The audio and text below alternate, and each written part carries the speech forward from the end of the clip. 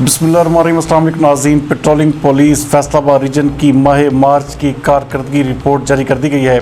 हमारे नुमाइंदा ख़ुसूसी इब्रार हुसैन के मुताबिक मार्च के पहले 3 हफ्तों के दौरान मुख्तलिफ दफ़ात के तहत मुकदमात का इंदराज करते हुए 257 मुलजमान को गिरफ़्तार किया गया, जबकि गिरफ़्तार शुदा मुलजमान से नाजायज़ असलहा 1 क्लाशनकोव, 10 पिस्टल, 30 बोर और 385 गोलियाँ और कारतूस भी बरामद किए गए।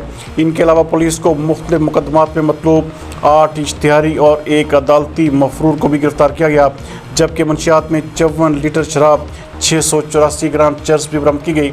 इसके साथ साथ शरअ आम पर तेज़ रफ्तारी से जानलेवा ड्राइविंग करने वाले अफराद के खिलाफ 91 मुकदमात का इंदराज करते हुए कार्रवाइयाँ अमल में लाई गई। पेट्रोलिंग पुलिस ने फौरी तौर पर रिस्पॉन्स देते हुए 1730 अफराद को फर्स्ट एड और मदद फराहम की, जबकि तजावज़ात के खिलाफ कार्रवाई के दौरान 16 तजावज़ात को हटाया गया। SSP patrolling police Faisalabad region Mirza Anjum Kamal ने पेट्रोलिंग पुलिस की कारकर्दगी को मज़ीद बेहतर बनाने के लिए सख्त अहकामात भी जारी कर दिए हैं।